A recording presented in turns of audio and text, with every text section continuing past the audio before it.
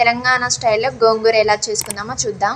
మన వీడియో చూసే వాళ్ళు లైక్, షేర్ అండ్ సబ్స్క్రైబ్ చేసుకోండి. అలాగే బెల్ ఐకాన్ కూడా ప్రెస్ చేయండి. 2 కట్టలు గోంగూర తీసుకోవాలండి. ఇందులో 2 రకాలు ఉంటాయి గోంగూరలో, ఎర్ర గోంగూర, తెల్ల గోంగూర. నేను తీసుకున్న తెల్ల గోంగూర. ఇది 2 కట్టలు తీసుకొని ఫ్రెష్గా కడిగి పెట్టుకోవాలి. ఆకు తెంచేసుకొని కడగగానే జల్లీకి వేసుకోవాలండి. ఒక్క చుక్క కూడా వాటర్ ఉండదు మనకి. కడాయి వేడి చేసుకొని అందులో ఆయిల్ వేసుకోవాలి.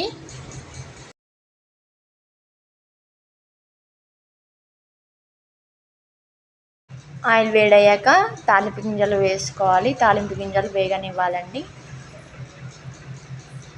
తర్వాత ఎండుమిర్చి,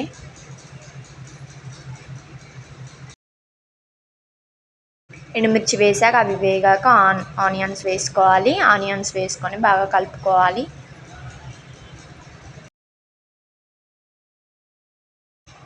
గోల్డెన్ బ్రౌన్ వచ్చేంత వరకు వేయించుకోవాలండి.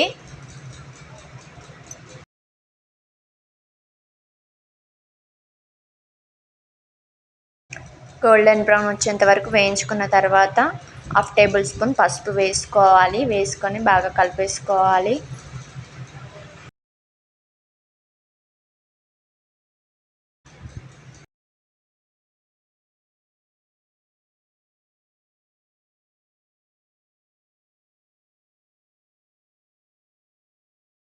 అన్ని కర్రీస్ కంటే మనకి గోంగూర పుల్ల పుల్లగా ఉంటుంది కానీ బాగా తినాలనిపిస్తుందండి. చికెన్ కూడా పనికిరాదు. అవి వేగాక గోంగూర, మనం పక్కన పెట్టుకున్న గోంగూర తడి లేకుండా వేసుకోవాలండి. అందులో వేసుకొని బాగా కలిపేసుకోవాలి.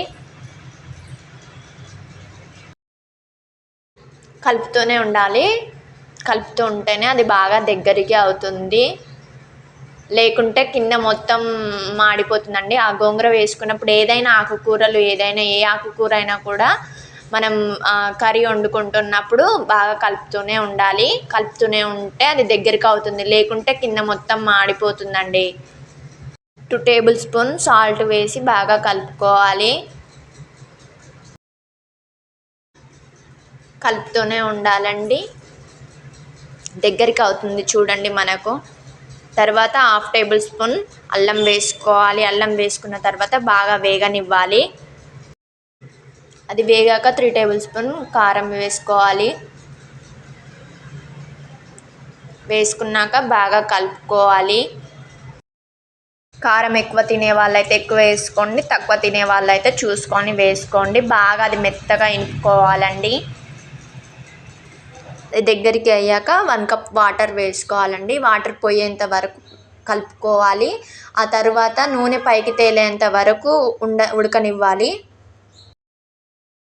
అది అయ్యాక 1 టేబుల్ స్పూన్ మసాలా వేసుకోవాలి. మసాలా వేసుకున్న తర్వాత బాగా కలిపేసి చూడండి, ఇలా ఆయిల్ పైకి వచ్చేంత వరకు మనం వేగనివ్వాలి దాన్ని.